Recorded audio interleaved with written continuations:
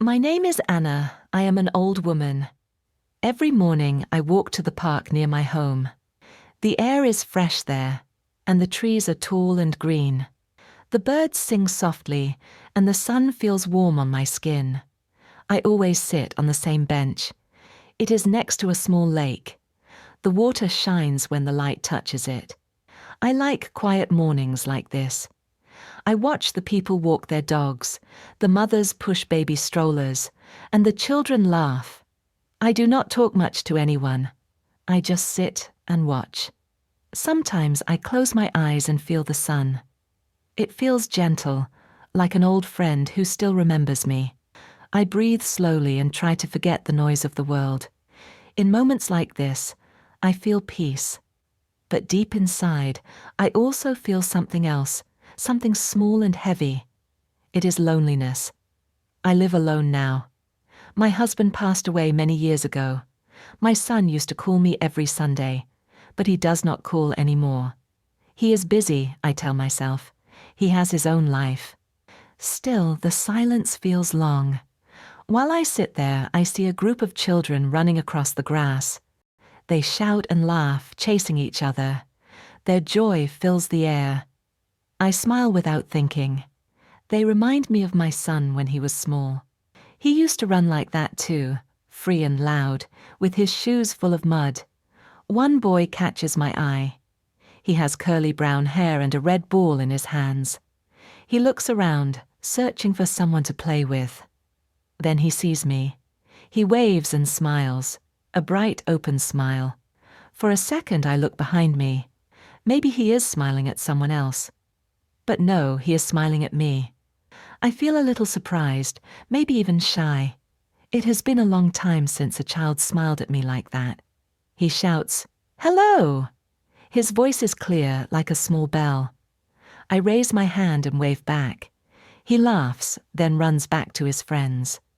I sit there, still smiling. Something soft and warm stays in my heart. It is strange how a simple smile from a child can touch you so deeply. I do not know his name.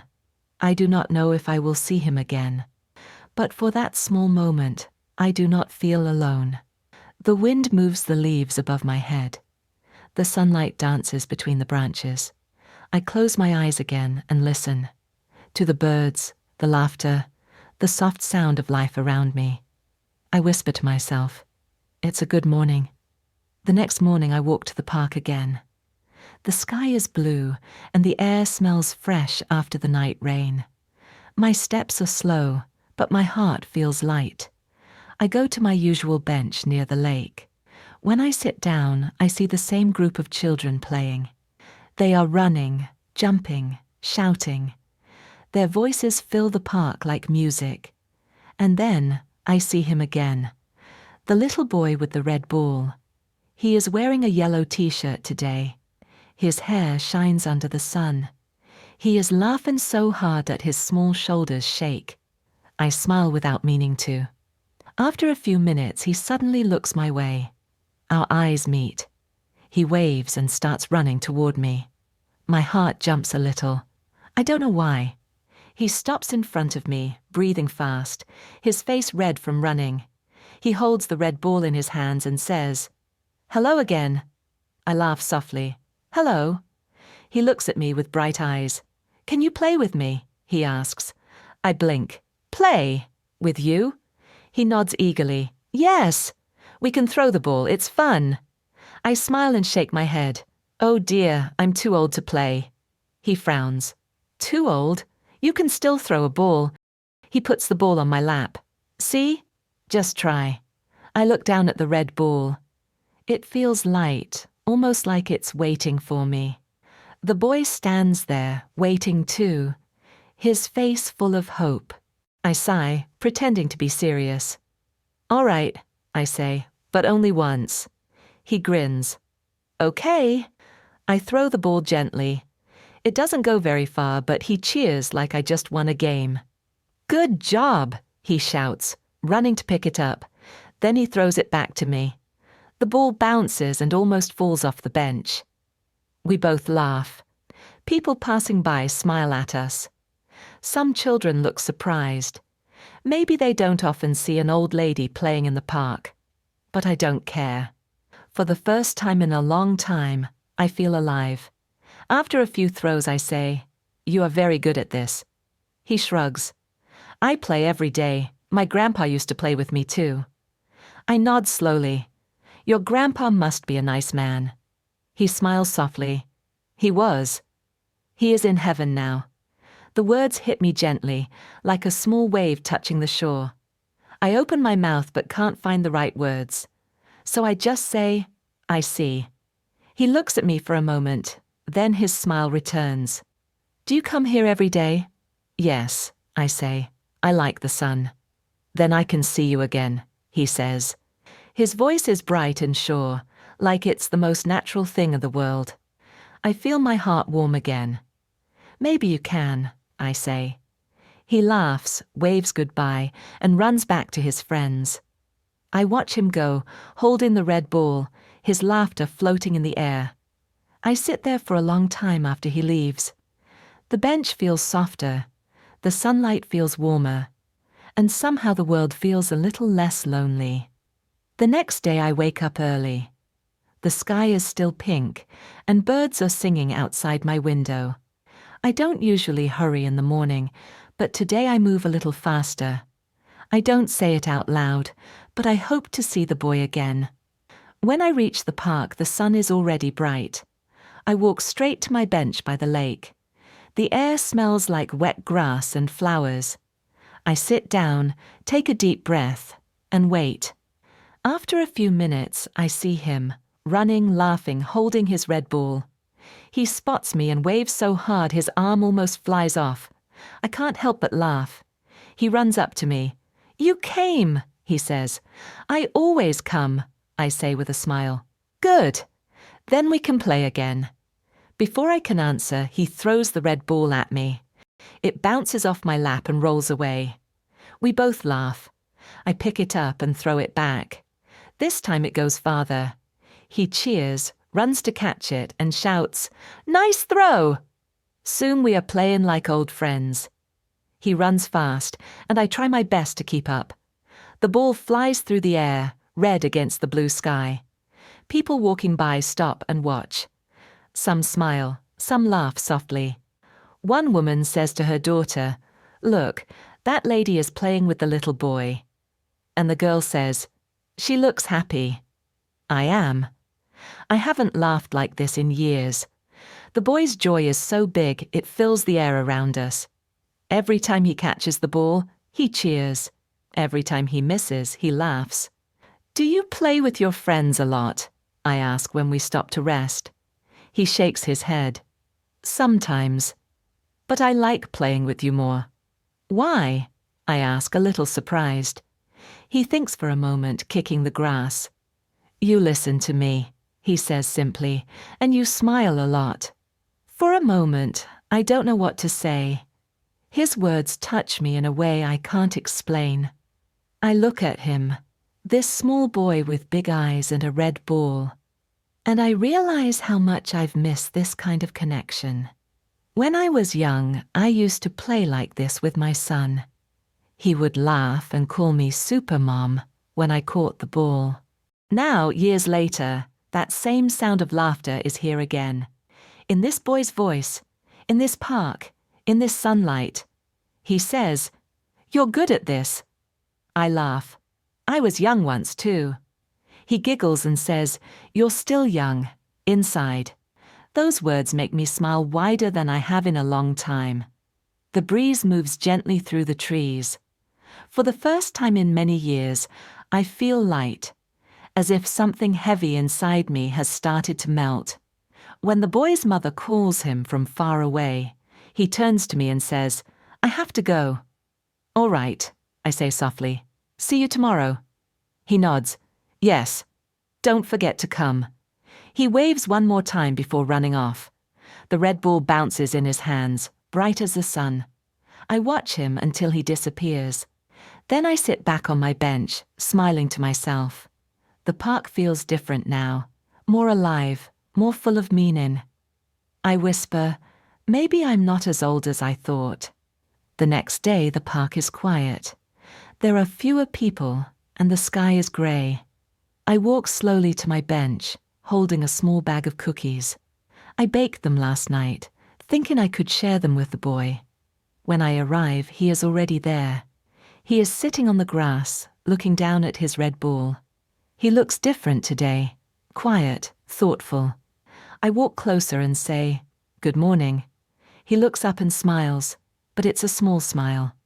"Good morning," he says softly. I sit beside him. "What's wrong?" I ask. He shrugs. "Nothing." But his eyes tell a different story.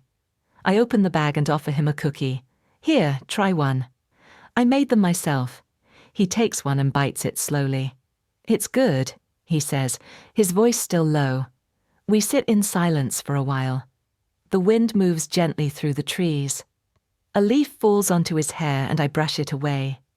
After a long pause, he says quietly, "Today is my grandma's birthday." I look at him. He's still looking at the ground. He rolls the red ball between his hands. "She used to take me to the park," he says. "She liked the sun, just like you." I don't say anything. He takes a small breath and adds, "She is in heaven now."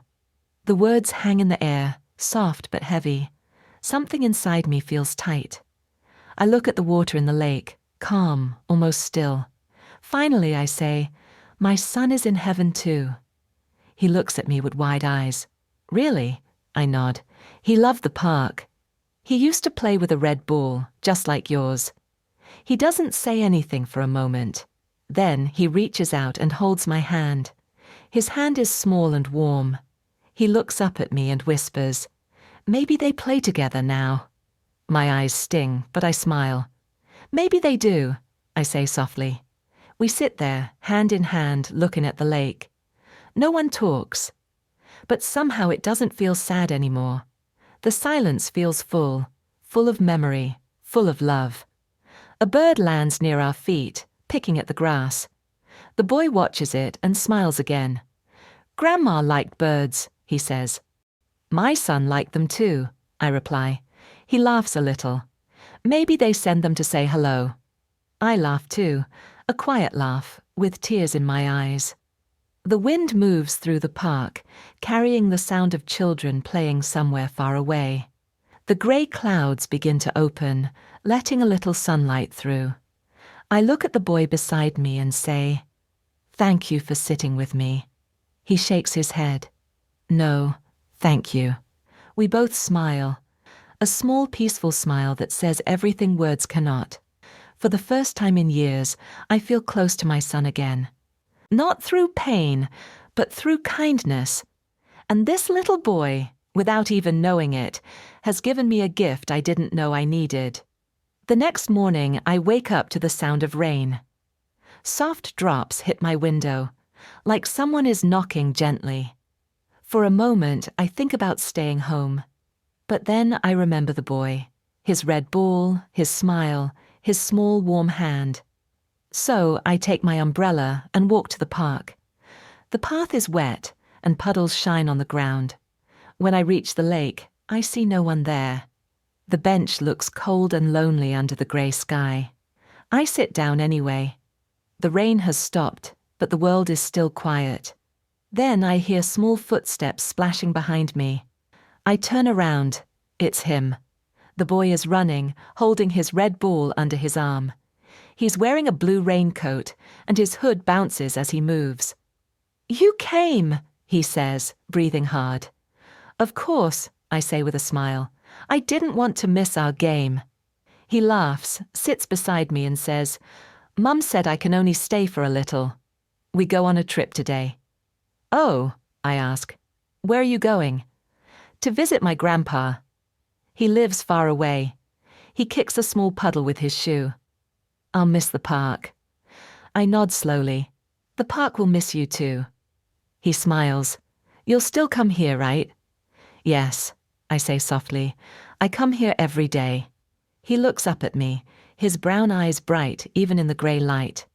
Then, "Can I come here again when I'm back?"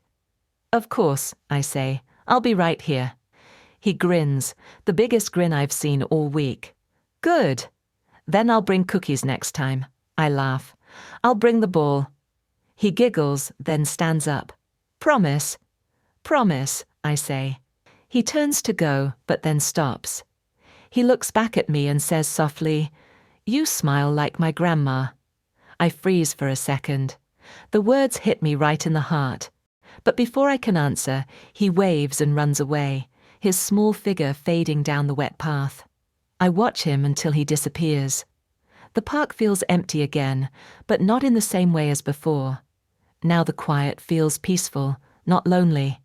The sound of the rain returns, gentle, soft, like a lullaby. I lean back on the bench and look at the lake. The water ripples with each drop. In the reflection, I see the sky clearing, a small piece of blue breaking through the clouds. I close my eyes and whisper, "Thank you." I don't know if I'm saying it to the boy or to the world, or maybe to my son, but I mean it. When the sun finally comes out, I stand up and start walking home. My steps are slow but light. Behind me the park shines again, and I can almost hear a child's laughter floating in the air. I smile to myself and say, "Tomorrow I will come again."